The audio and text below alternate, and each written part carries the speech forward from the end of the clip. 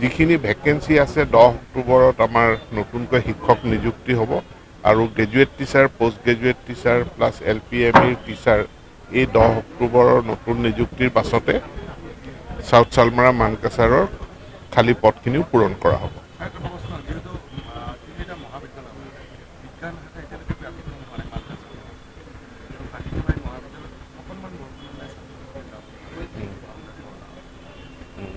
নাই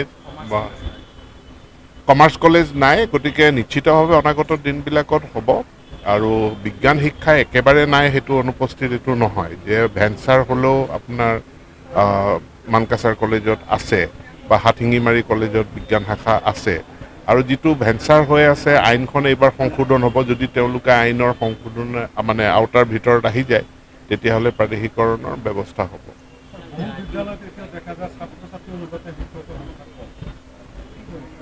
নাই মইতো ক'লোৱেই যে 10 অক্টোবৰ নতুন নিযুক্তি হ'ব, নিযুক্তি হোৱাৰ লগে লগে ইয়াতো সেই নিযুক্তি যিখিনি খালী পদ আছে খালী পদখিনি পূৰণ কৰা হ'ব আৰু ৰেচনেলাইজেশ্যনটো মূল কথা। ক'ৰবাত শিক্ষক কম আছে, ক'ৰবাত বেছিকৈ আছে, গতিকে বেছি থকা ঠাইৰ আমি শিক্ষকসকলক ইয়ালৈ আমি স্থানান্তৰিত কৰিম।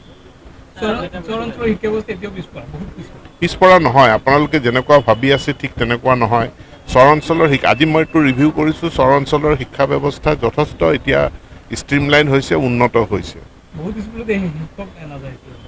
নে তেনেকুৱাতো মোৰতো তথ্যত অহা নাই, মোৰতো শিক্ষা হেতুত মই এটেণ্ডেঞ্চ পাই আছোঁ আৰু মানে সাউথ চালমাৰা মানকাছাৰৰ বিদ্যালয়সমূহত শিক্ষক শিক্ষয়িত্ৰীৰ উপস্থিতি 80%।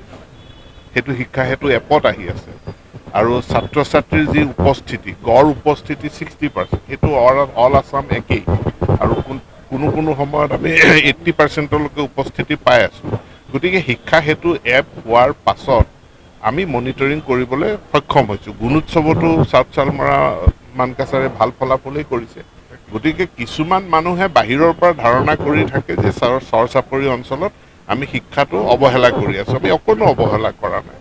চৰ চাপৰি অঞ্চলত যাতে LP স্কুলত ছাত্ৰ ছাত্ৰীসকল তেওঁলোকে ভাল পুষ্টি পায়, জেনেৰেল এৰিয়াত এটা কণী পায়, সপ্তাহত ইয়াতে 3টা কণী আমি দিওঁ। গতিকে এই সকলোবিলাক যত্ন লোৱা হৈছে আৰু তাৰ ফলাফলো আমি সেইমতে পাইছোঁ।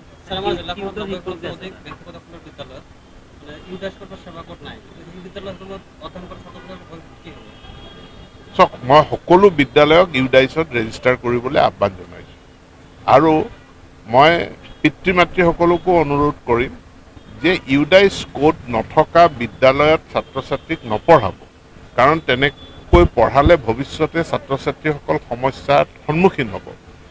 এখন বিদ্যালয় ব্যক্তিগত খণ্ডৰ বিদ্যালয়ত পঢ়া ছাত্ৰ এজন কাইলৈ যদি নৱোদয়ত চিলেকশ্যন হয়, তেওঁ এডমিশ্যন ল'ব নোৱাৰিব, কাৰণ তেওঁ পঢ়ি অহা বিদ্যালয়খনৰ ইউডাইচ কোড নাই বা ৰিকগনিশ্যন নাই।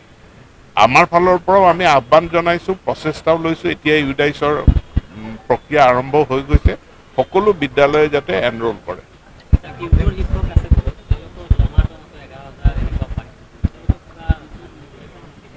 টিউটৰ শিক্ষকৰ দৰমহা বৃদ্ধি কৰাৰ প্ৰক্ৰিয়া এটা চলি আছে আৰু কেবিনেটে যিমতে সিদ্ধান্ত লয় সেইমতে তেওঁলোকৰ দৰমহা বৃদ্ধি কৰাৰ ক্ষেত্ৰত সিদ্ধান্ত লয়।